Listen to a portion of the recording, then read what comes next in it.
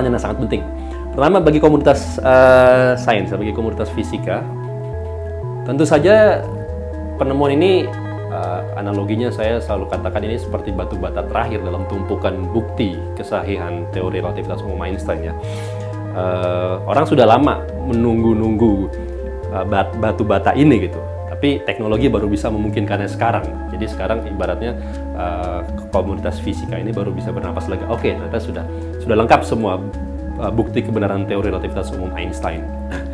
Ya, tentu saja itu yang membuat revolusioner. Tapi juga yang membuatnya dia lebih menarik adalah bagi komunitas kalangan sains maksudnya, kemampuan mendeteksi gelombang gravitasi ini membuka pintu riset astronomi dan kosmologi yang jauh lebih menarik lagi. Kenapa?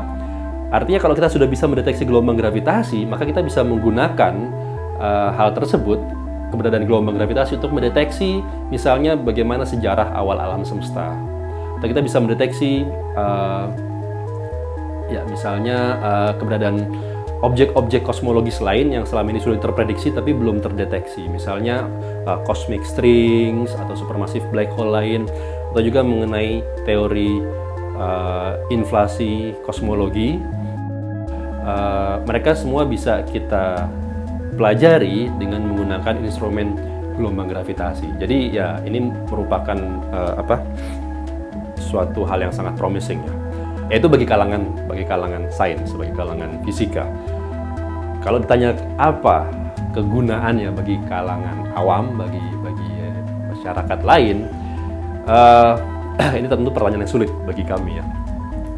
Tapi gini, kalau saya sendiri ditanya, jawaban saya adalah saya belum tahu buat apa. Tapi saya yakin pasti akan ada gunanya. Maksudnya gimana? Maksudnya gini, saya kasih analogi. Di abad ke-19, sekitar 150-an tahun yang lalu, seorang ilmuwan yang namanya James Maxwell, dia merumuskan 4 persamaan matematik yang dikenal sebagai 4 persamaan Maxwell. Jadi, menurut Maxwell, fenomena kelistrikan dan kemagnetan ini bukan lagi dua fenomena yang terpisah, tapi adalah merupakan mereka merupakan dua representasi dari satu fenomena tunggal yang kita namakan elektromagnetik. Jadi ini merupakan 4 persamaan matematika untuk elektromagnetik. Nah, dari 4 persamaan Maxwell ini, dia mendapatkan kesimpulan bahwa ada perambatan dalam ruang yang bergerak dengan kecepatan cahaya, dan perambatan itu dinamakan sebagai gelombang elektromagnetik. Termasuk cahaya. Cahaya merupakan salah satu spektrum dalam spektrum gelombang elektromagnetik.